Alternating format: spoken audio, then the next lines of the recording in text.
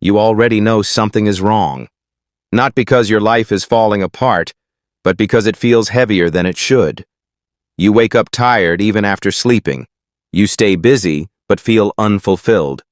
You move through your days with a constant sense that you are capable of more, yet somehow stuck exactly where you are.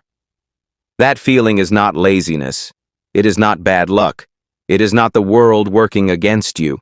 It is the weight of habits, thoughts, and patterns you have allowed to stay far too long. Most people think change requires something new, a new plan, a new opportunity, a new version of themselves. But the truth is harder than that. Change often begins by stopping what is slowly draining you. You are not being attacked by obvious enemies. You are being worn down by familiar behaviors that feel normal because you have lived with them for years. Quiet doubts, unquestioned fears, endless mental noise. You want clarity, but you keep feeding distraction. You want confidence, but you keep rehearsing your weaknesses. You want progress, but you keep protecting your comfort. And the most dangerous part is that none of this feels dramatic. It feels ordinary. It feels reasonable. It feels justified. You tell yourself you are being realistic when you doubt your ability. You tell yourself you are being cautious when you delay action. You tell yourself you are being patient when you tolerate what you know is wrong. But realism becomes a prison when it is built on fear. Patience becomes avoidance when it lacks direction. And caution becomes self-betrayal when it keeps you from moving at all. There is a quiet conflict inside you. One part wants growth, responsibility, and direction. Another part wants safety, familiarity, and relief from pressure. And every day, without realizing it, you choose which voice gets control. You do not stay stuck because you are incapable. You stay stuck because you keep repeating the same internal responses to discomfort. You retreat when things feel uncertain. You distract yourself when emotions rise. You hesitate when responsibility increases. None of this makes you weak. It makes you human. But remaining unaware of it keeps you trapped. Your life is not shaped by your intentions. It is shaped by what you tolerate, what you repeat, and what you refuse to confront. If you want to move forward, you must be willing to see yourself clearly, not with judgment, not with excuses, with honesty. Because until you recognize what is quietly working against you, you will keep fighting the wrong battles. And no amount of motivation can fix a life built on unexamined habits. This is where change actually begins. Not with action yet, with awareness. The uncomfortable awareness that some of the weight you feel is self-created. And that means it can also be released. At some point, you have to stop asking why life is hard and start asking who is in control. Not control over everything, control over yourself. Most people waste years arguing with reality. They wait for conditions to improve before they improve themselves. They wait to feel ready before acting. They wait for clarity before committing. But clarity follows action. Strength follows discipline. Confidence follows responsibility. You do not become disciplined by understanding discipline. You become disciplined by doing what needs to be done even when you do not feel like it. This is the part most people avoid, because it removes the comfort of blame.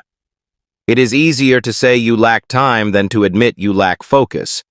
It is easier to say you lack opportunity than to admit you avoid discomfort. It is easier to say you lack motivation than to admit you resist structure. Discipline is not harsh. It is stabilizing. It gives your mind boundaries so it does not drift endlessly between fear and distraction. It gives your days shape so your energy stops leaking into meaningless tasks. Without discipline, emotions run your life, and emotions are inconsistent, reactive, and unreliable. You cannot build a strong life on feelings alone. Feelings change. Principles do not. Responsibility is not punishment. It is power. The moment you stop waiting for external circumstances to change is the moment you reclaim authority over your direction. You may not control where you started, But you do control how seriously you take your growth. Every excuse you repeat strengthens the version of you that wants to stay the same. Every uncomfortable action strengthens the version of you that can carry more. This is not about intensity. It is about consistency. Small, repeated acts of self-respect reshape your identity over time. Waking up when you said you would. Stopping when you know you should. Choosing focus over escape. You do not need to do everything. You need to stop doing what undermines you. Discipline begins the moment you stop negotiating with your weakest impulses. Not forever, just today, and then again tomorrow. Your life eventually follows the voice you listen to most. The one that urges comfort, or the one that demands growth. Mental control is not about suppressing thoughts. It is about choosing which thoughts deserve your attention. Not every feeling needs to be obeyed.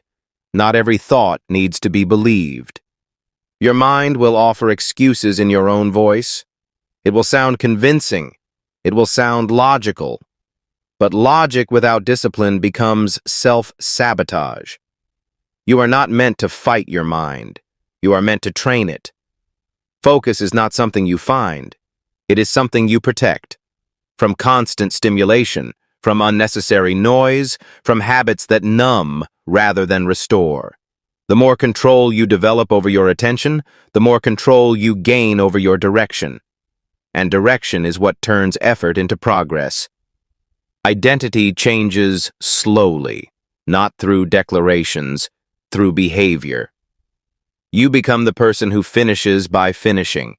You become the person who follows through by following through. Self-mastery is quiet.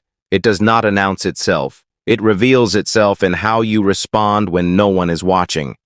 And this is where real strength lives. Not in motivation, not in intensity, but in restraint, focus, and patience.